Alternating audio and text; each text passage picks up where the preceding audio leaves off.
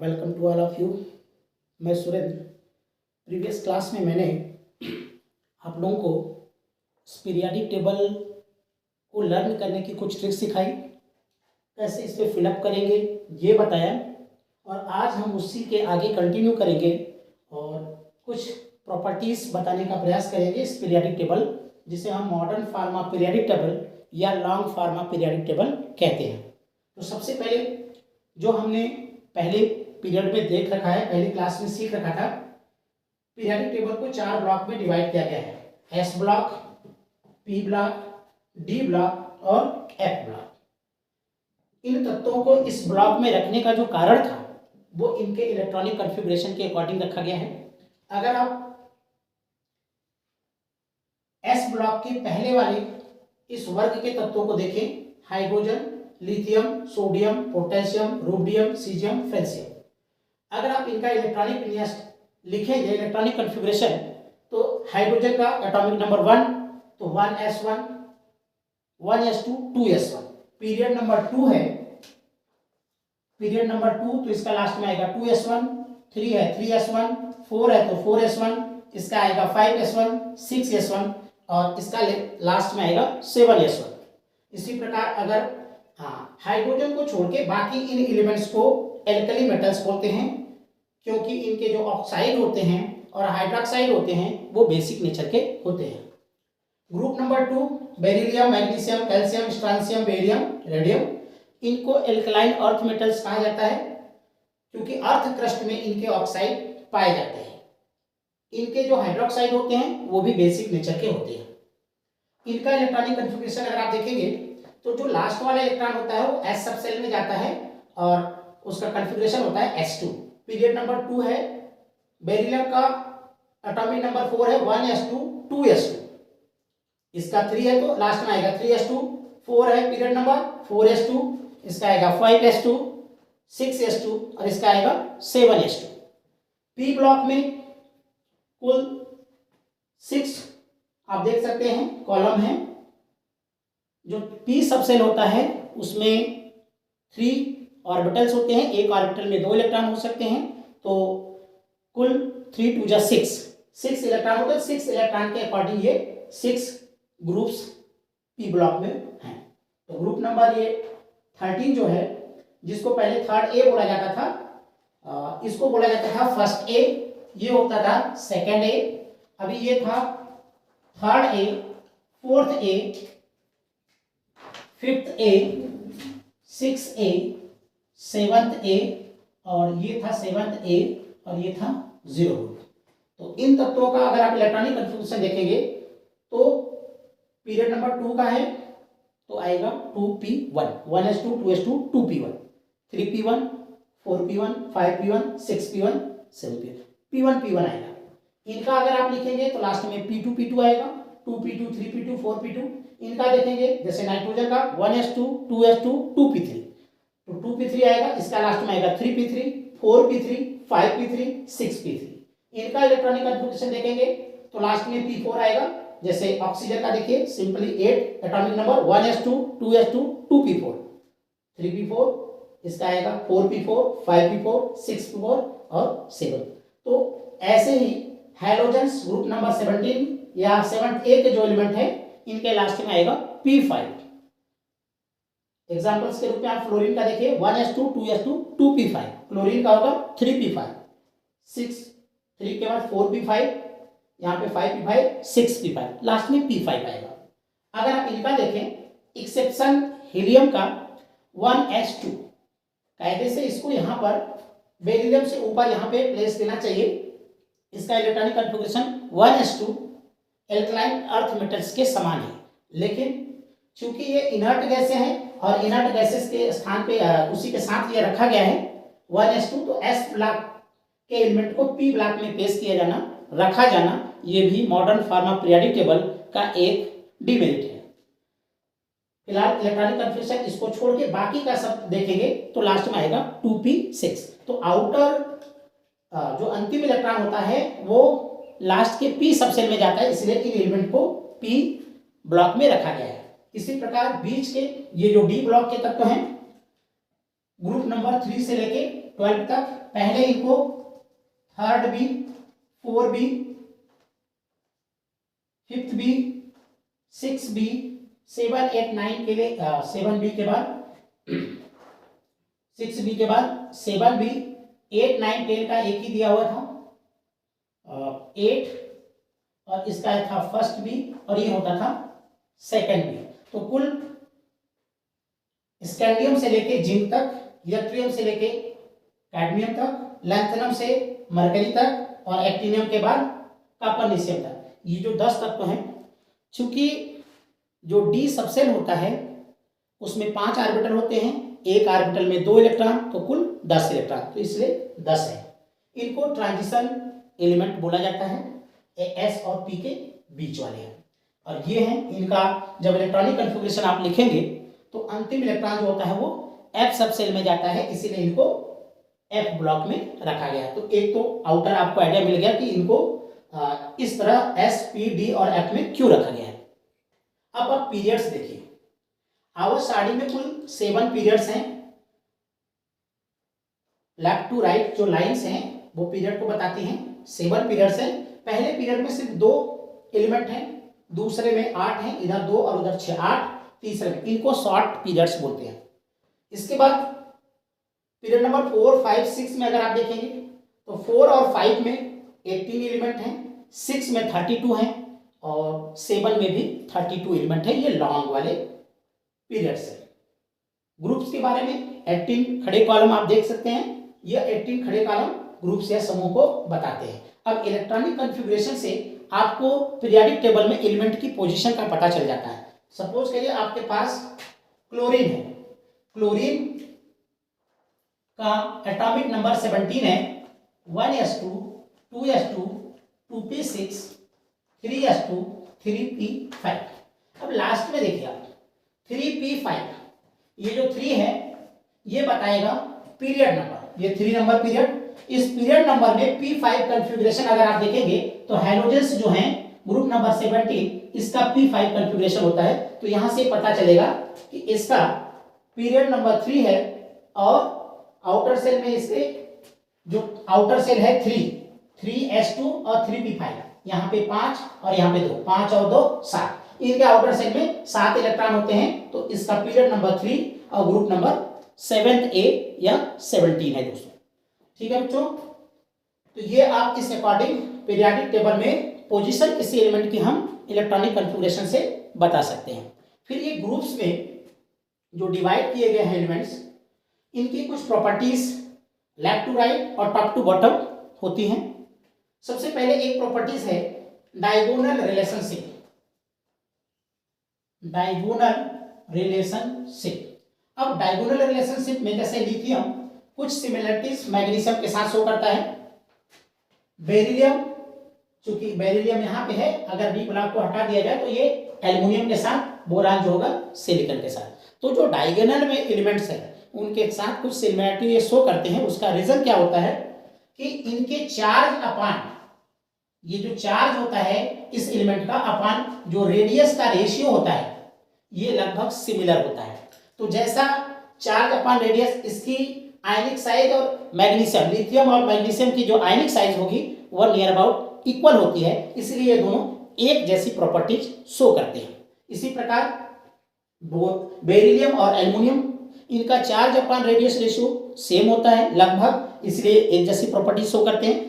Properties को हम बाद में डिस्कस करेंगे बोरान की सिलिकॉन के साथ। तो ये डायगोनल में जो एलिमेंट्स हैं ये एक जैसी प्रॉपर्टीज शो करते हैं और इसको हम बोलते हैं डायगोनल रिलेशनशिप। अगला जो हमने इसमें बात करनी है एनामेलस प्रॉपर्टीज। एनामेलस प्रॉपर्टीज, अब एस ब्लॉक और पी ब्लॉक के जो एलिमेंट है इनमें जो टॉप के मेंबर्स हैं, ये lithium, beryllium, boron, carbon, nitrogen, oxygen, fluorine और नियॉन, ये जो टॉप के मेंबर्स हैं ये अपने ग्रुप के अन्य मेंबर से कुछ अलग प्रॉपर्टीज शो करते हैं। तो इसको बोलते हैं एनामेलस प्रॉपर्टीज या असंगत व्यवहार। अब असंगत व्यवहार चाहे लिथियम का हो, चाहे बेरिलियम का, चाहे यहाँ से लेकर के यहाँ तक, इनके असंगत व्यवहार के मेनली 3 जो रीजन होते हैं। पहला तो होता है ड्यू टू स्मॉल रेडियाई, इनकी जो रेडियाई होती है ग्रुप के अन्य मेंबर की तुलना में सबसे छोटी होती है। ऊपर से नीचे आने पे अभी हम डिस्कस करेंगे कि ऊपर से नीचे आने पे top to bottom radii increase करके, तो सबसे स्मॉल रेडियाई ग्रुप में इनकी होती है। ये जो टिपिकल एलिमेंट्स है। दूसरा होता है इनका हाई इलेक्ट्रोनेगेटिव नेचर, ये ग्रुप में सबसे ज्यादा हाईली इलेक्ट्रोनेगेटिव होते हैं। और अगर इनकी साइज, दूसरा हो गया हाई इलेक्ट्रोनेगेटिविटी।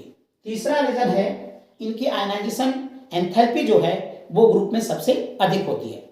अगर छोटा रेडियस होगा तो उसमें से इलेक्ट्रॉन को निकालना ज्यादा डिफिकल्ट होता है। तो छोटा रेडियस, उसका कारण क्या होता है कि इलेक्ट्रॉन न्यूक्लियस के पास में होता है, तो इलेक्ट्रॉन न्यूक्लियस के साथ मजबूती से बंधा रहता है, उसे निकालना ज्यादा डिफिकल्ट है। ठीक है, तो इसकी आयनाइजेशन एंथैल्पी अधिक है। बाकियों की जैसे जैसे ग्रेजुअली नीचे जाएंगे आयनाइजेशन एंथैल्पी डिक्रीज करती है। और एक और कारण है कि इनके पास वैकेंट डी जो सबसेल होता है वो अवेलेबल नहीं है। जैसे यहां पर आप बात करेंगे 1s2 2s1, यहां पे कहेंगे 1s2 2s2, 1s2 2s2 2p1, यहां पे आएगा 2p2, लास्ट में आएगा 2p6। यहां पे कहीं पे भी 3d, क्योंकि d की शुरुआत होती है पीरियड नंबर 3 में जब जाएंगे तब यहां पे 3d सबसेल स्टार्ट होगा। तो यहां पे वैकेंट d ऑर्बिटल नहीं है। तो कभी कभी ये मैक्सिमम कोवैलेंसी जो होती है एलिमेंट्स की, जो कोवैलेंसी होती है 4 होती है, और मैक्सिमम इलेक्ट्रॉन इनके आउटर शेल में 8 ही हो पाती है, जबकि नीचे वालों की मैक्सिमम कोवैलेंसी जो होती है मोर देन 4 हो सकती है। तो एक कारण ये भी होता है। तो मेनली रीजन जो है due to small radii, due to high electronegativity, due to high ionization enthalpy and absence of vacant d subshell या डी ऑर्बिटल्स। तो ये रीजन होते हैं इनके एनामिलस प्रॉपर्टीज के। अब इसके बाद कुछ और प्रॉपर्टीज हैं जिनके बारे में हम डिस्कस कर लेते हैं, जिसको हम पीरियाडिक ट्रेंड बोलते हैं। पीरियाडिक टेबल में टॉप टू बॉटम आने पे आयनिक रेडियाई और एटॉमिक रेडियाई ग्रेजुअली इंक्रीज करती हैं। ऊपर से नीचे आने पे नंबर ऑफ सेल इंक्रीज करता है। यहाँ पे 2 है, दूसरे में 3 4 5 6। जैसे जैसे पीरियड में ऊपर से नीचे आएंगे सेल का नंबर इंक्रीज करता है। सेल का नंबर इंक्रीज करेगा तो एटम की साइज भी इंक्रीज करेगी। अब जो प्रॉपर्टी टॉप टू बॉटम आने पे इंक्रीज करती है वो लेफ्ट टू राइट जाने पे डिक्रीज करती है। एटॉमिक और आयनिक रेडियाई दोनों ही लेफ्ट टू राइट जाने पे डिक्रीज करती है। अब इसका रीजन क्या है कि इलेक्ट्रॉनों की जो फिलिंग होती है वो एक ही सबसेल के अंदर होती है। जैसे अभी यहाँ पे दिखाया, यहाँ पे देखो आप 2p1 2p2 2p3 2p4 2p5 2p6, तो 2p में ही भर रहा है। तो जैसे जैसे एक एक इलेक्ट्रॉन आता है वैसे साथ में एक एक प्रोटॉन भी बढ़ता है, तो इससे न्यूक्लियर चार्ज इंक्रीज होता है। जब न्यूक्लियर चार्ज इंक्रीज करेगा तो एक ही सबसेल में अगर वो इलेक्ट्रॉन है तो उसको अपनी तरफ अट्रैक्ट करेगा और ग्रेजुअली इसका आकार जो होता है वो छोटा हो जाता है। दूसरी चीज हम बात करेंगे डिस्कस इलेक्ट्रोनेगेटिविटी की।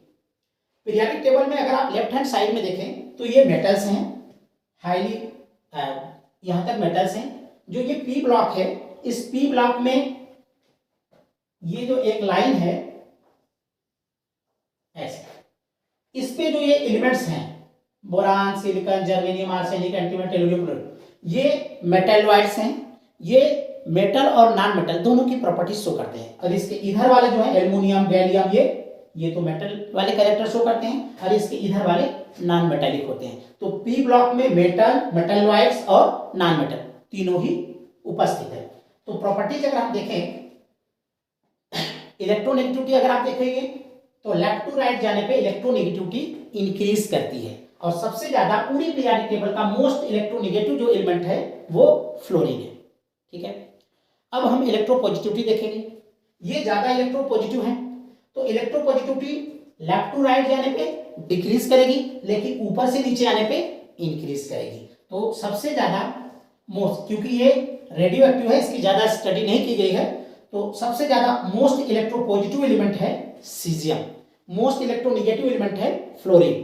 तो इलेक्ट्रोनेगेटिविटी लेफ्ट टू राइट जाने पे इंक्रीज करती है, तो टॉप टू बॉटम आने पे इलेक्ट्रोनेगेटिविटी डिक्रीज करेगी। इलेक्ट्रोपॉजिटिविटी ऊपर से नीचे आने पे बढ़ती है, तो लेफ्ट टू राइट जाने पे डिक्रीज करेगी। प्रॉपर्टीज हमने क्या क्या पढ़ी? Atomic radii, ionic radii, electronegativity, electropositivity. अब दो मेन प्रॉपर्टीज हैं, एक को बोलते हैं आयनाइजेशन एंथैल्पी और एक है इलेक्ट्रॉन एफिनिटी। तो आयनाइजेशन एंथैल्पी देखो, हमने अभी बताया कि atomic radii left to right जाने पे डिक्रीज करती है, और जैसे जैसे ग्रेजुअली आयनाइजेशन एंथैल्पी डिक्रीज करेगी वैसे वैसे आयनाइजेशन एंथैल्पी जो होगी वो इंक्रीज करेगी। तो पीरियोडिक टेबल में लेफ्ट टू राइट जाने पे आयनाइजेशन एंथैल्पी इंक्रीज करती है, ऊपर से नीचे आने पे जैसे जैसे ग्रेजुअली सेल नंबर बढ़ता है वैसे वैसे आयनाइजेशन एंथैल्पी घटती है। अब इलेक्ट्रॉन एफिनिटी क्या होती है? अच्छा, आयनाइजेशन एंथैल्पी होती क्या है ये एक बार समझ लीजिए। किसी भी आइसोलेटेड एटम के आउटर सेल से एक इलेक्ट्रॉन को बाहर निकालने पे जो एनर्जी देनी पड़े ताकि वो इलेक्ट्रॉन आउटर सेल से बाहर चला जाए उसे बोलते हैं आयनाइजेशन एंथैल्पी। मतलब इलेक्ट्रॉन को आयनाइजेशन स्टेट में लाने के लिए जो एनर्जी देनी पड़ेगी उसे बोलेंगे आयनाइजेशन एंथैल्पी। सिंपली आप समझ जाइए। इलेक्ट्रॉन गेन एंथैल्पी या इलेक्ट्रॉन बंधुता जिसे बोलते हैं हिंदी में, इलेक्ट्रॉन गेन एंथैल्पी इसका जस्ट रिवर्स है। इसमें इलेक्ट्रॉन को आउटर सेल में प्रवेश कराया जाता है। तो प्रवेश कराने के लिए अगर छोटा रेडियस होगा तो प्रवेश कराना क्या होगा? डिफिकल्ट होगा, क्योंकि इलेक्ट्रॉनिक रिपल्सन अधिक होगा। और अगर ऑर्बिट बड़ी होगी तो वहां पे इलेक्ट्रॉन इजीली आ जाएगा। तो आयनाइजेशन एंथैल्पी की इलेक्ट्रॉन एफिनिटी की जो वैल्यू होगी वो क्या होगी? लेस होगी। अब कुछ एलिमेंट्स ऐसे होते हैं जिनके आउटर सेल भरे हुए हैं, जैसे मान लीजिए नियान है, आर्गन है, क्रिप्टॉन, जिनान और रेडान, इनके आउटर सेल भरे हुए। तो इनके आउटर सेल में अगर आप इलेक्ट्रॉन को प्रवेश कराना चाहते हैं, ये इलेक्ट्रॉन को एक्सेप्ट करेगा नहीं, तो इनके लिए जबरदस्ती आपको देना पड़ेगा एनर्जी, तब ये जाके रिसीव करेगा। तो यहाँ पर जो इलेक्ट्रॉन गेन एंथैल्पी की वैल्यू आती है वो पॉजिटिव साइन के साथ आती है। जबकि उसी के बगल में आप हाइड्रोजन्स को देखो, इनके आउटर सेल में 7 इलेक्ट्रॉन है, P में 5 और S में 2। ये चाहता है कि इसे एक इलेक्ट्रॉन मिल जाए ताकि इसका आउटर सेल कंप्लीट हो जाए। और ऑक्टेट रूल के अकॉर्डिंग अगर 8 इलेक्ट्रॉन होते हैं तो एक स्टेबल कंडीशन होती है, तो ये अपनी एनर्जी को लूज करके इलेक्ट्रॉन को ले लेता है। तो इनके लिए जो इलेक्ट्रॉन गेन एंथैल्पी की वैल्यू आती है निगेटिव साइन के साथ आती है, और मैक्सिमम इन्हीं की होती है। तो बाएं से दाएं जाने पे बढ़ती है निगेटिव साइन के साथ, हालांकि इनकी पॉजिटिव साइन के साथ होती है। ठीक है। अब इनमें भी फ्लोरीन, क्लोरीन, ब्रोमीन और आयोडीन की अगर आप कंपैरिजन करेंगे तो एक एक्सेप्शन आता है कि फ्लोरीन की ज्यादा होनी चाहिए, लेकिन होती किसकी है electron gain enthalpy? Maximum chlorine की। ठीक है। अब रीजन क्या है कि यहाँ पर छोटा साइज है, उसमें 7 इलेक्ट्रॉन पहले से हैं, 1 इलेक्ट्रॉन और आ जाएगा तो इंटर इलेक्ट्रॉनिक रिपल्सन अधिक होगा। जब इंटर इलेक्ट्रॉनिक रिपल्सन अधिक होगा तो वो उस इलेक्ट्रॉन को रिसीव करने की जो उसकी इच्छा होती है इस क्लोरीन की कंपैरेटिवली कम प्रदर्शित करता है। और इसके पास बड़ा सा समझ लीजिए हाल है, उसमें 7 है, 1 और आ जाएगा, उससे कोई प्रॉब्लम नहीं होगी। तो वो अपनी एनर्जी को लूज करके उस इलेक्ट्रॉन को ले लेता है। तो इसके लिए इलेक्ट्रॉन गेन एंथैल्पी की वैल्यू जो होती है निगेटिव साइन के साथ अधिक होती है कंप्लीट फ्लोरीन की। तो ये क्वेश्चन भी कभी कभी पूछे जाते हैं और आपको उसको ध्यान में रखना है। तो बेटा बच्चों अभी हमने क्या बातें करी? हमने बात कर ली एटॉमिक रेडियाई की, आयनिक रेडियाई की, इलेक्ट्रोपॉजिटिविटी, इलेक्ट्रोनेगेटिविटी, आयनाइजेशन एंथैल्पी और इलेक्ट्रॉन गेन एंथैल्पी। तो आज की क्लास में हम इतना, नेक्स्ट जो इसके बारे में क्वेश्चंस होंगे इससे रिलेटेड कुछ और चीजें वो अगले वीडियो में पढ़ेंगे। अगर आपको अच्छा लगता है ये वीडियो तो इसे लाइक शेयर कमेंट्स कीजिएगा। चैनल पर नए हैं तो चैनल को सब्सक्राइब कर दीजिएगा ताकि भविष्य में आपको और अधिक उपयोगी केमिस्ट्री की क्लास में अच्छी जानकारियां मिलती